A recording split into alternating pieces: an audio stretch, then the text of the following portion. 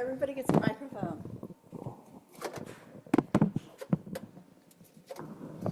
Can they hear us? Oh, I'm going to give you that one.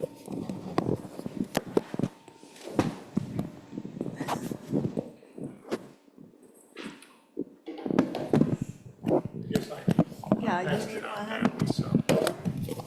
Okay. Mr. Wilcox, can you hear me now? Yep, sure can. A lot of silence before, though. Okay, good. Well, thank you for letting us know. We are starting our report on the Confluence Site Development Project by Ray. Great, thank you, Chair. As I said earlier, it's not a long report. There's two parts of it. One is the development on the property. As some of you recall from a couple of months ago, staff came and talked through the request for qualifications, RFQ, which is a fairly substantial document where the property is presented as what it is, what the community would like to see on that property, and it's put out within the development community in the area to elicit people who would like to come in and say, I'd like to do this on your property. And so last time we did it 2 years ago, we had 4 responses. As you recall, we whittled it down. We had partners, Capstone Partners, who prevailed last time in the evaluations.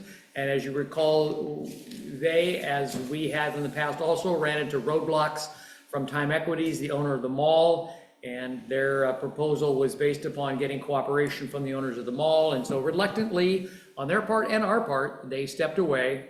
It was still a good relationship with them. So we are now putting it back out again.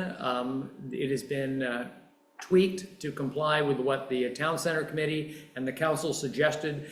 Some changes should be in the RFQ, request for qualification. So that should be going out the first week in February.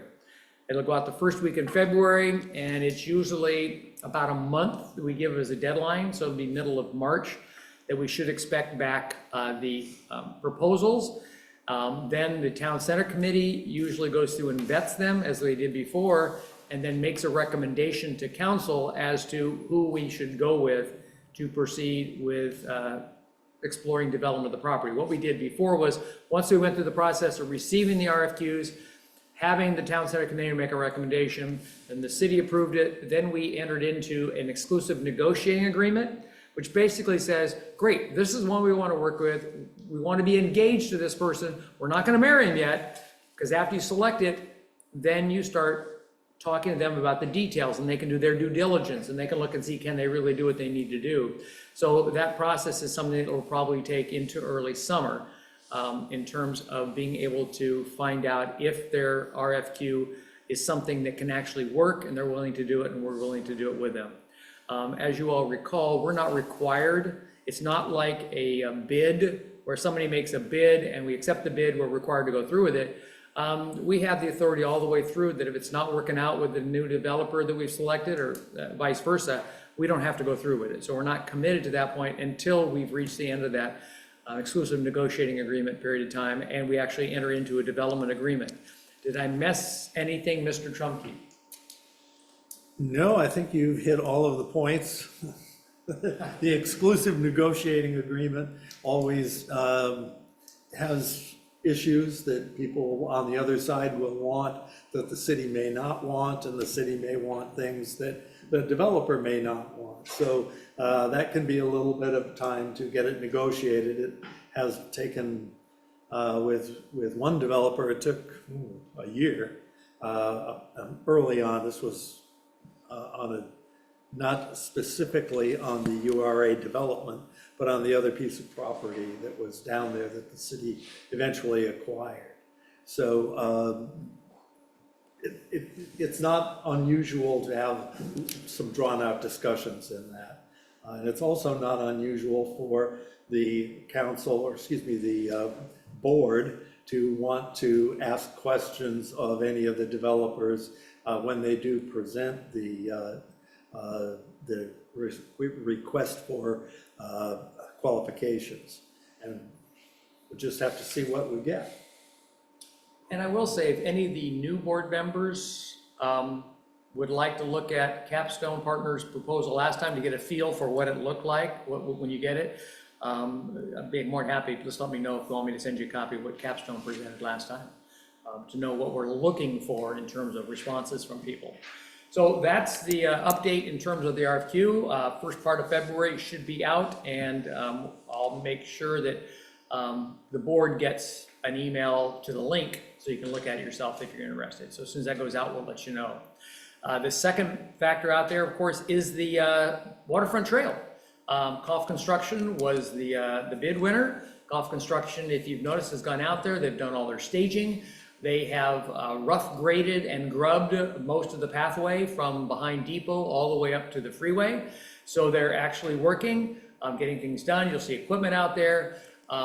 It's wintertime, things aren't going as fast as you like, but that's expected to happen. But so far, we have regular meetings with the contractor. They appear to be great to work with so far. We haven't had any issues so far, so that's good.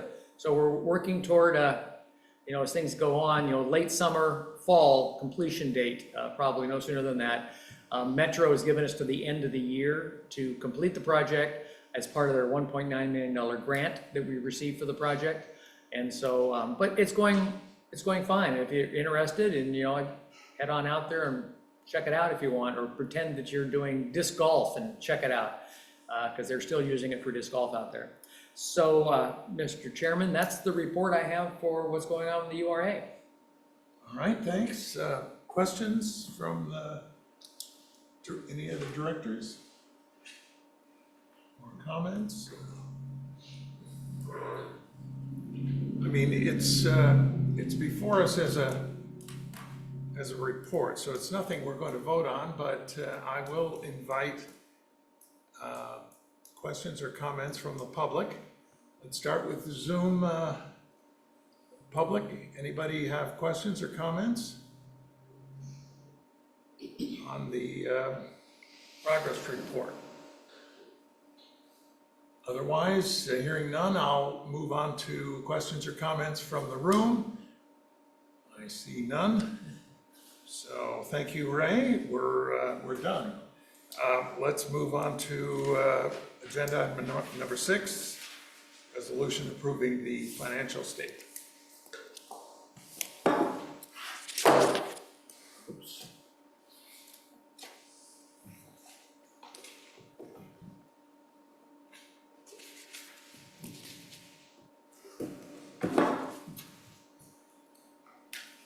Yep.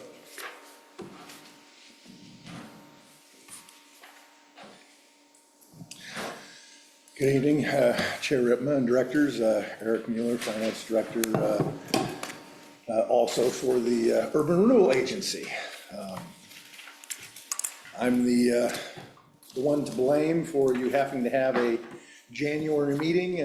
One of the agenda items we'll address tonight, actually the second one requires action by January 31st, but the first item is the recently completed audit from the prior fiscal year that ended June 30, 2024. As you recall, last week we went through the annual comprehensive financial report for the city, and the council received that report. This is similar but briefer, shorter in length. The Urban Renewal Agency only has 2 funds, whereas the city has some 30 funds, so quite a bit smaller. But much of the same activity has to occur from the audit standpoint. Local government audit law applies to the Urban Renewal Agency as well. It's considered a separate legal entity under the Oregon statutes. It's also considered, and from the accounting standpoint, what's referred to as a component unit, which is government accounting speak for what you would think of in the private sector as a wholly owned subsidiary, since the Urban Renewal Agency has the same governing board and is controlled by the city. Nevertheless, the auditors are required to conduct the same type of testing and reporting. The information that's contained in the Urban Renewal Agency financial statements that are included here as Exhibit A to the staff report. All of those, all of that information, all those numbers were included in last week's annual comprehensive financial report as part of the city's overall governmental financial statements.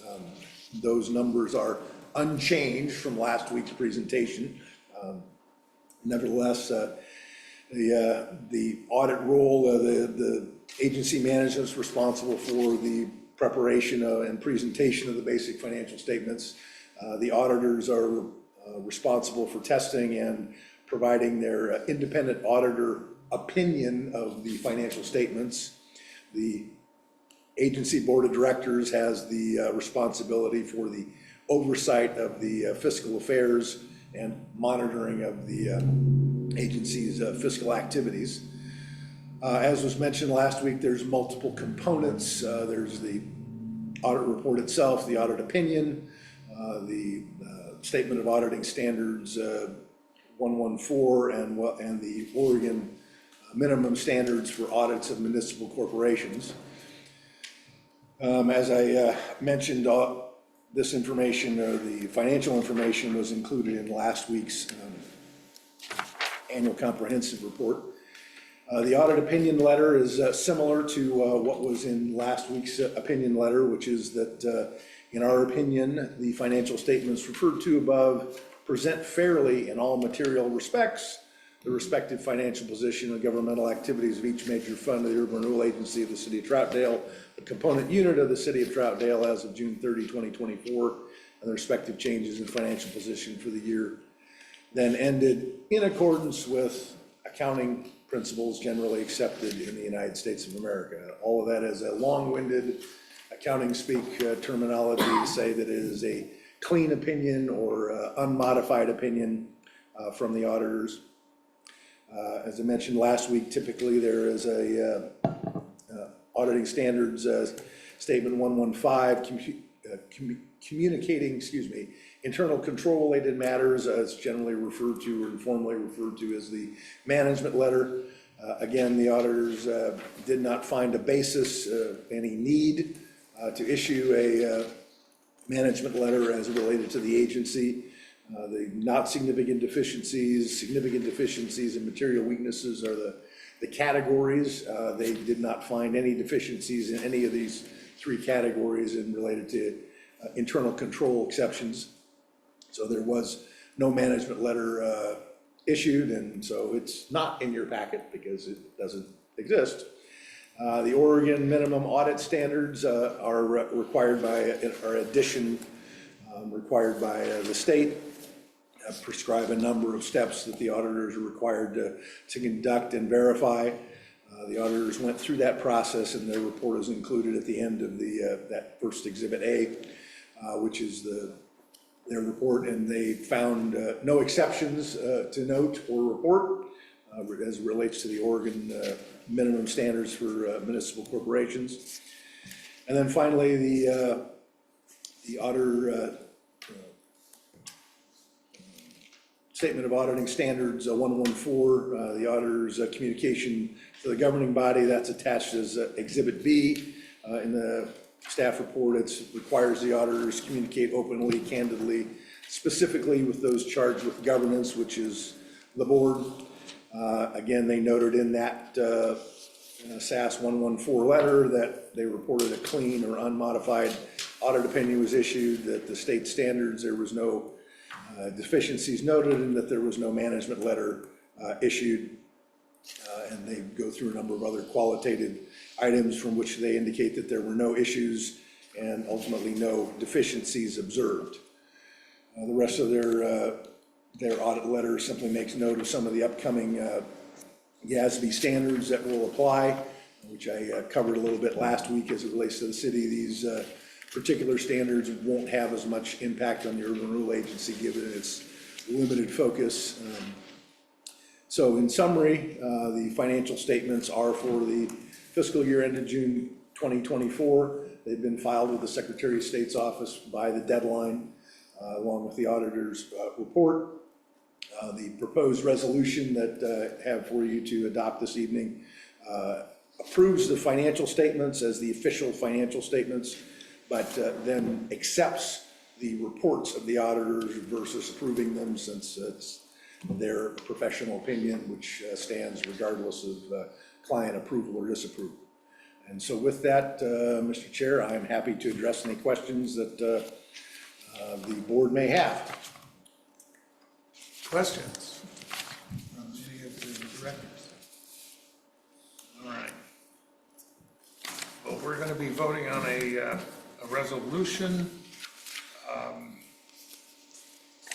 approving the statements and accepting the report. Before we do that, I'll invite public comment. Anyone out in Zoom wish to ask questions or make a comment on this item? Seeing none, anyone in the room wishes to make comment? Okay, seeing none, I would entertain a motion on this matter. Glenn? I move adoption of a resolution approving the agency's financial statement for the fiscal year ending on June 30th, 2024, and accepting the independent auditor's reports. Second? I'll second it. All right. And then go ahead and, Director Leamy, Yes. Director Davidson, Yes. Chair Ripma, yes. Director Allen, Yes. Director White. Yes. All right. Moving on to agenda item number 7, resolution approving the agency's annual financial impact report for the fiscal year ending June 30th, 2024. Eric? Thank you, Mr. Chair. As I mentioned, this is sort of the reason why we have to have a January meeting. Prior to 2000, we generally didn't get around to addressing the financial statements till we did the June report of adopting the budget for the Urban Renewal Agency. We would do it both at the same time, but in 2019, the legislature mandated some additional reporting requirements for urban renewal agencies and required this annual financial impact report, as it's called, and requires that it's be submitted to the governing board before January 31st, following each close of each fiscal year.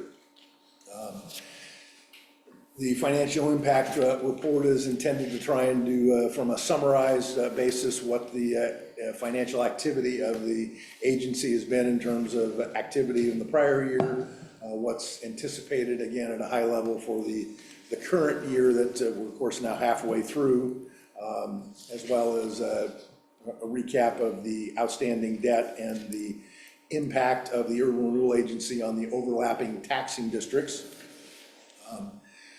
The annual financial report then is required to, once it's been approved by the agency board, then it's required to be distributed to each of the overlapping taxing districts, and it requires also that a representative of the agency is available to respond to present and to respond to questions of any of those overlapping taxing districts. Again, the resolution will approve the report and will again this year for, I guess, my 6th year running, volunteer me to be the representative should any of those other agencies have questions, of which I believe I've gotten one, and it was the first year that it was required that I've ever had to respond to a question from one of the other agencies. The financial impact report is written to try and, again, summarize the background of what the agency is, the goals, the high-level financial impact. It recaps a little bit of what tax increment financing is and a little bit about how that process works. The financial reporting is intended to be a little bit more, maybe user-friendly is not quite the right word, but monies received, monies expended in the prior year completed, and then in the current fiscal year, monies expected to be received and expected to be expended. The maximum indebtedness is recapped there on page 5 of the report, showing that we have the $7 million of maximum indebtedness that can be repaid from tax increment revenues. which was authorized by the original plan. That there is 3.3 million remaining of that original 7 million, and that there's the 6.5 million that is not supported by the tax increment financing. And then the last section is the impact on the other taxing districts. Recaps essentially the $173,000 of tax increment revenue that the agency received. Shows the breakout of where that money came from the other taxing districts, showing, that the Port of Portland did not receive $728 of their property taxes that instead went to the Urban Renewal Agency. City of Troutdale at $43,000. You'll see one of the largest is Multnomah County at $50,000, and the Reynolds School District at $51,000. Just to make mention, the Reynolds School District, that technically is what's distributed through the county's assessor's office, but ultimately it doesn't actually cost the school district any revenue, because the way the school district funding is structured under state funding, they're funded based on a per pupil formula, based on a number of factors, as well as largely also dependent upon attendance. That number then is calculated. The total amount of their tax revenue that they're received is deducted from that total that's expected, and the state school fund makes up that gap. So effectively, the state is the one that's actually providing that piece that's coming to us from there. That total, 173,000, is, as I mentioned in the staff report, less than 0.001% of a percent, or 0.00003 of the taxes that those overlapping districts receive. So it's can be reasonably concluded that it's not a big financial impact on those other taxing districts for the Troutdale Urban Renewal Agency to receive that division of taxes. So with that, Mr. Chair, I'm happy to try and address any questions that the board may have on the annual financial impact report. All right, thank you. Any questions from any of the directors? All right. Well, we're going to be voting on a resolution approving this financial impact report. I'll invite public questions or comments at this time. Anybody in Zoom wish to address the agency on this matter? Seeing none. Chair Ripma. Yes, Paul. Paul Wilcox, Troutdale. I had a question on table 5 under full faith and credit obligations. It says the 6.5 million shows a zero balance. I knew the 5 million was paid off, but was the additional 1.5 million paid off also?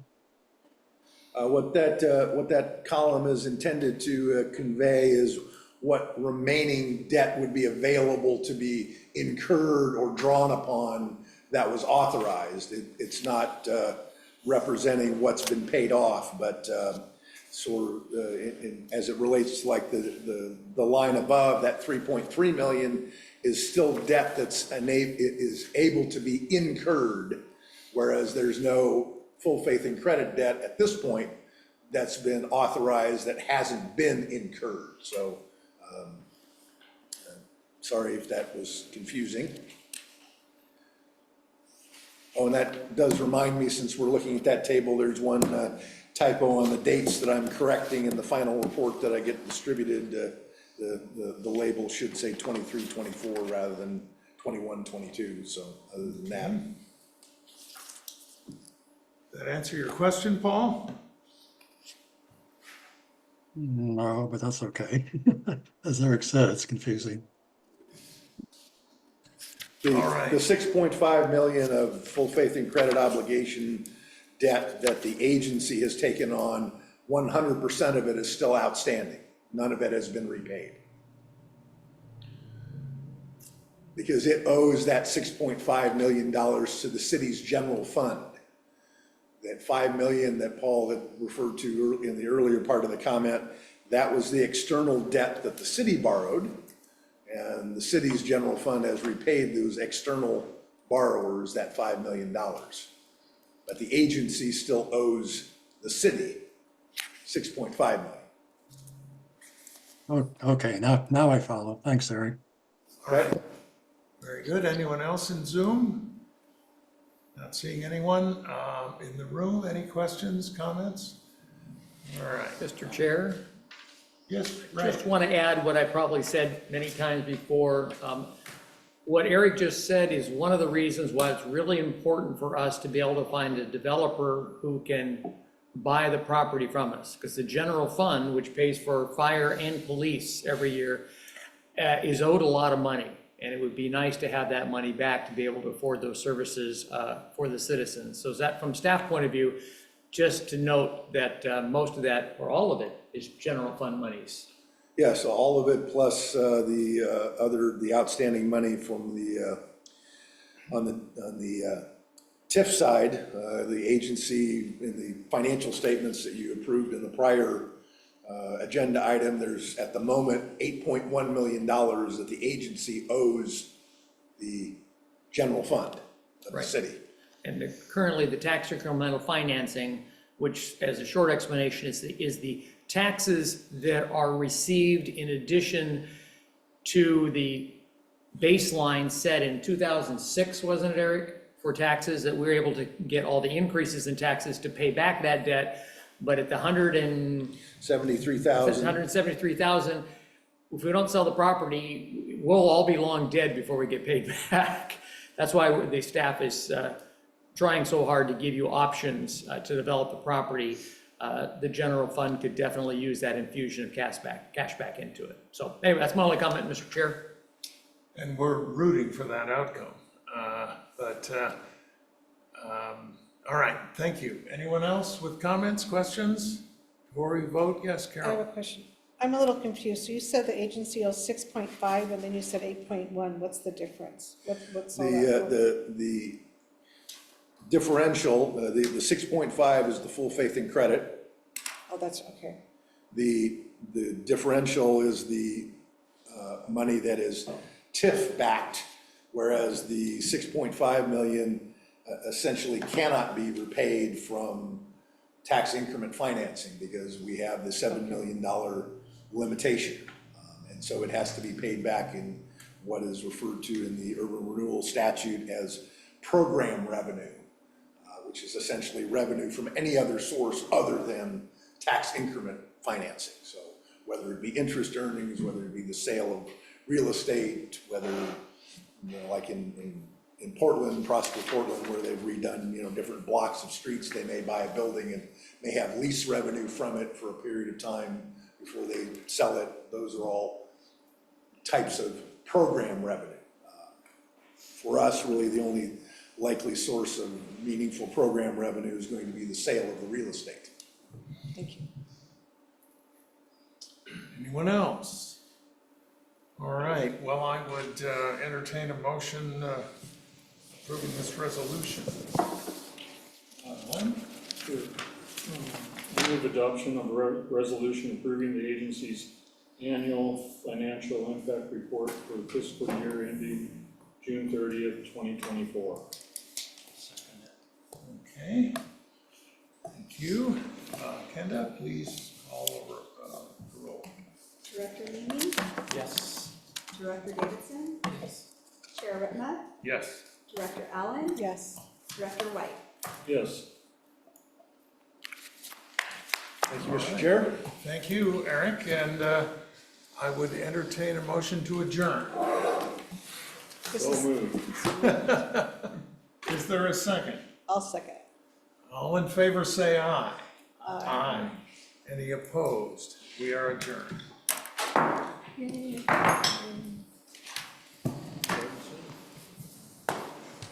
Yeah, That was like it. urban renewal meeting. Yeah, yeah. But it is